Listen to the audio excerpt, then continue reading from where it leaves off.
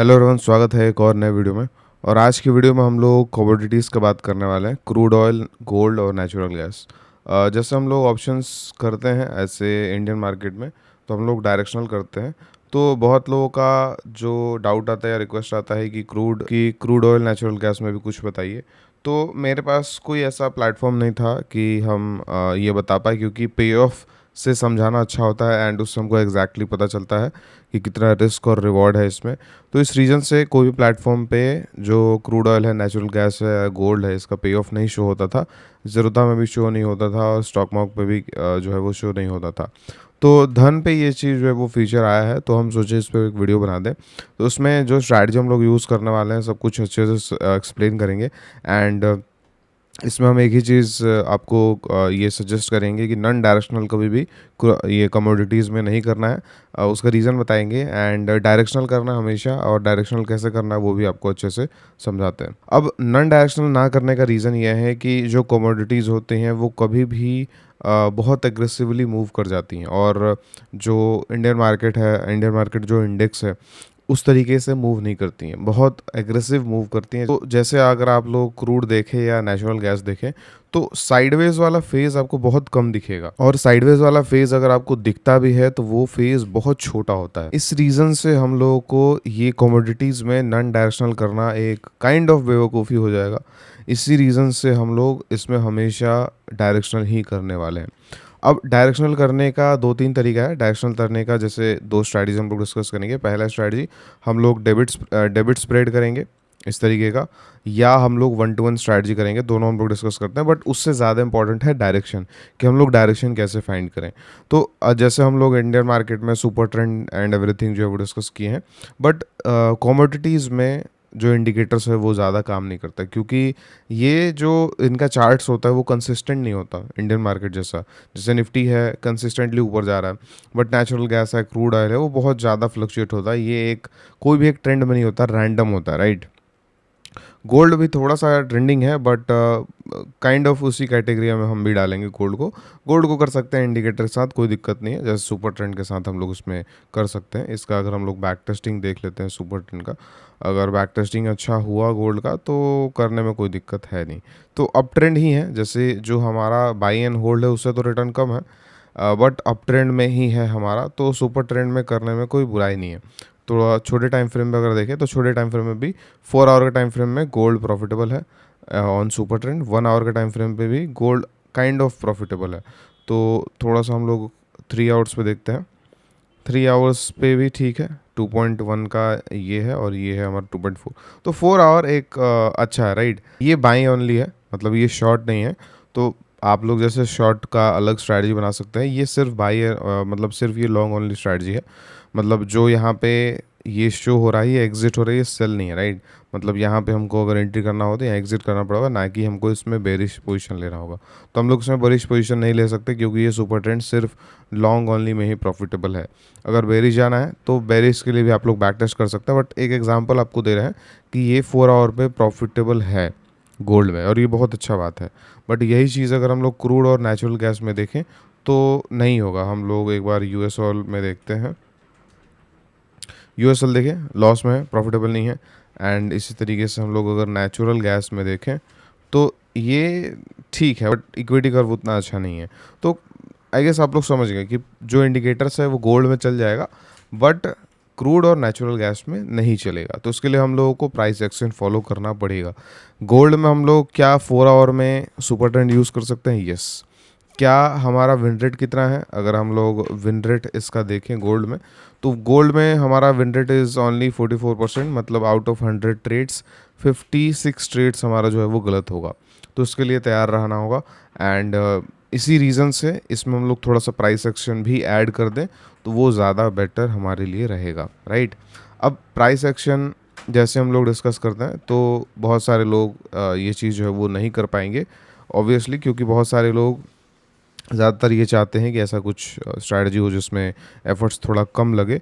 तो इस रीज़न से ये तीनों जो इसका एनालिसिस है वो टाइमली नहीं कर पाते हैं। तो इस चीज़ के लिए हम टेलीग्राम में इन तीनों का analysis time to time share करते रहेंगे। Simple support resistance trend line breakouts simple जो है वो शेयर करेंगे एंड कोई भी रिकमेंडेशन नहीं रहेगा टेलीग्राम में, सिर्फ इसका एनालिसिस जो है वो हम टाइम टू टाइम शेयर करते रहेंगे। एंड रीज़न ये है कि प्राइस एक्शन पे ही इसमें हमको मैक्सिमम अच्छा रिजल्ट मिल सकता है।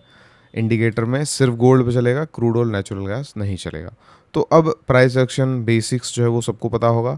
बेसिक सपोर्ट रेजिस्टेंस यूज़ करेंगे हम लोग, बेसिक कैंडल्स यूज़ करेंगे, ट्रेंड लाइन ब्रेकआउट्स यूज़ करेंगे, सिंपल। तो जैसे हम लोग अगर गोल्ड में बात करें तो गोल्ड में हम लोगों को अभी जो लास्ट हाई है वो कहाँ पे दिख रहा है, वो लास्ट टाइम को यहाँ दिख रहा है। तो गोल्ड में डाउन ट्रेंड जो है वो चलते आ रहा है, और डाउन ट्रेंड जो है वो अप ट्रेंड में कब कन्वर्ट होगा, जब ये हाई क्रॉस हो जाता है। तो अगर हमको गोल्ड में ट्रेड लेना होगा डेबिट स्प्रेड और 1 to 1, तो फिर हम लोग इस हाई के ऊपर जो है वो ट्रेड बनाएंगे, सिंपल, राइट। अब हमको ट्रेड बनाना होगा तो कैसे बनाएंगे, गोल्ड पे जाएंगे और इसको जैसे एक बार हम डिलीट करते हैं और यहाँ से गोल्ड पे आते हैं, तो गोल्ड में हमारा डेबिट स्प्रेड जो है वो ऑटोमेटिकली बन गया, इसमें ऑटोमेटिकली बन जाता है। एंड इसमें जो एक्सपायरी हमारा चूज़ है वो मंथली एक्सपायरी है, इसको हम लोग यहाँ पे चेंज भी कर सकते हैं। तो हमारा जो टाइम है वो भी काफ़ी अच्छा खासा जो है वो टाइम हमारे पास है। इसमें एक प्रॉब्लम होता है वो है लिक्विडिटी का। लिक्विडिटी का हमेशा आप लोग को ध्यान रख के चलना है एंड उसी अकॉर्डिंग जो है वो लॉट साइज जो है वो सेलेक्ट कीजिएगा, ठीक है। हम पर्सनली अभी जो कमोडिटीज़ हैं इसमें हम डायरेक्शनल नहीं करते हैं, बस हम आपको शेयर कर रहे हैं, बट हमको आइडिया है कि लिक्विडिटी का इसमें थोड़ा सा दिक्कत है, तो आप लोग उसी हिसाब से जो है वो डिसीजन लीजिएगा। यहाँ पे हम लोग एक्सपायरी जो है वो चूज़ कर लेते हैं, ये हो गया हमारा ये। अब जैसे देखिए ओ आई यहाँ पर हम लोगों को दिख रहा है, जैसे 29th एक्सपायरी में ओ आई हमको ठीक ठाक है, बट 31st वाले एक्सपायरी में बहुत कम ओ आई है, मतलब लिक्विडिटी का प्रॉब्लम है, राइट। तो ये जो है वो थोड़ा सा आपको ध्यान देना पड़ेगा। एंड बहुत दूर के एक्सपायरी में हम लोग जाके ट्रेड नहीं कर सकते।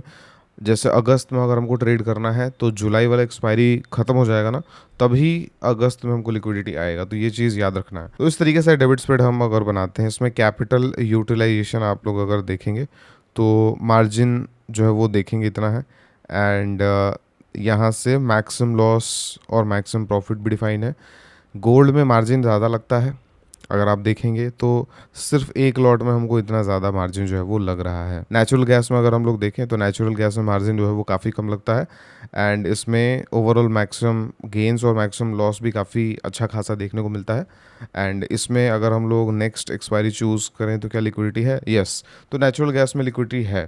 तो ये अच्छा खासा हमारे पास ऑप्शन है, क्योंकि नेचुरल गैस को ट्रेड करने का कोई तरीका नहीं है हमारे पास, तो ये फिक्स्ड रिस्क के साथ नेचुरल गैस करना काफ़ी अच्छा है। नेचुरल गैस एक इतना एग्रेसिव चीज़ है कि इसमें अगर हम लोग फिक्स रिस्क ना रखें तो ये इजीली हमारे कैपिटल को खा सकता है। तो इस रीज़न से एक फिक्स रिस्क वाले स्ट्रैटेजी को ही हमको करना है कमोडिटीज़ में। तो जैसे ये है नेचुरल गैस का, अगर हम लोग देखें डिस्कशन, तो यहाँ से प्राइस जो है वो नीचे आया था, ये हमारा सिंपल सा ये सपोर्ट है, यहाँ से जो है वो रेड कैंडल बन रहा है। तो अगर एक और रेड कैंडल बन जाता है बिलो दिस कैंडल, तो हम लोग एक बेरिश पोजीशन सोच सकते हैं विथ दिस स्टॉप लॉस। जैसे यहाँ पे हम लोग सोच सकते हैं इसके नीचे क्लोज होता है तो, एंड ये हमारा स्टॉप लॉस हो जाएगा, एंड इसके ऊपर हम लोग जो है वो सोच सकते हैं ट्रेड बनाना।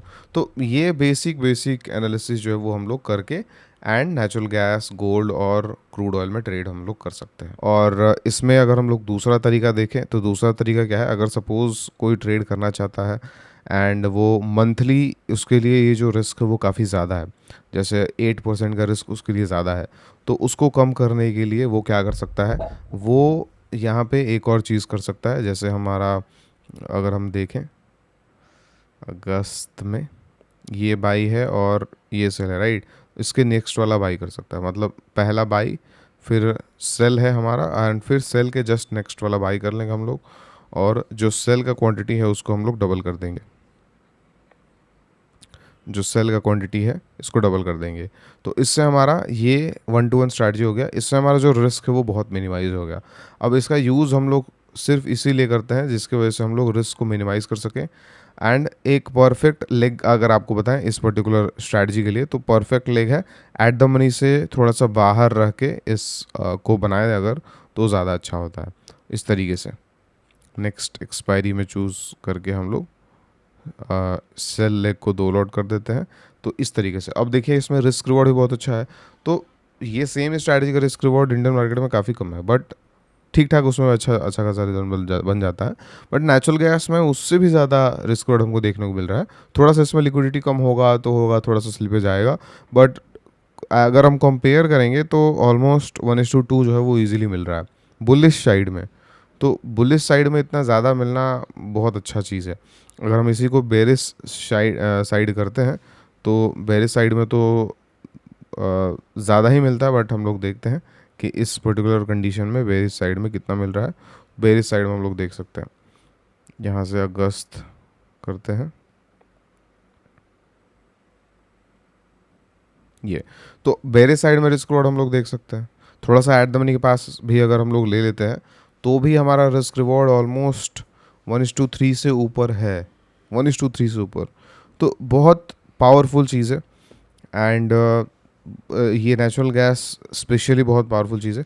क्रूड ऑयल अगर हम लोग देखें तो क्रूड ऑयल का रिस्क रिवॉर्ड उतना खास अभी इसमें नहीं है। एंड क्रूड ऑयल का अगर हम लोग देखें तो एक्सपायरी सितंबर अगस्त, तो यहाँ से अगर देखें तो उतना खास इसमें रिस्क रिवॉर्ड नहीं है।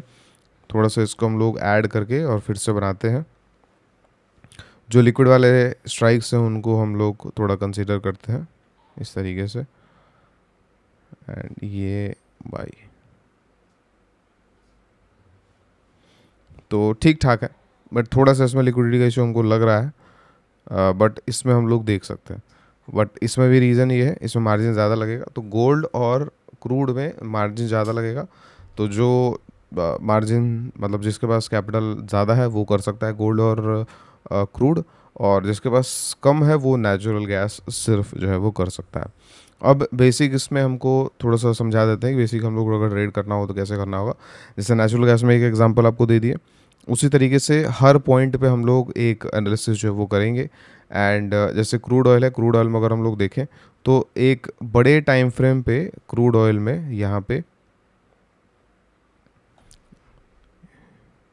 यूएस ऑयल ओपन करते हैं, वहाँ पे हम, हाँ, एक बड़े टाइम फ्रेम पे क्रूड ऑयल में यहाँ से एक ट्रेंड लाइन का ब्रेकआउट हुआ था एंड वही ट्रेंड लाइन पे वापस से प्राइस रीटेस्ट करने आया था।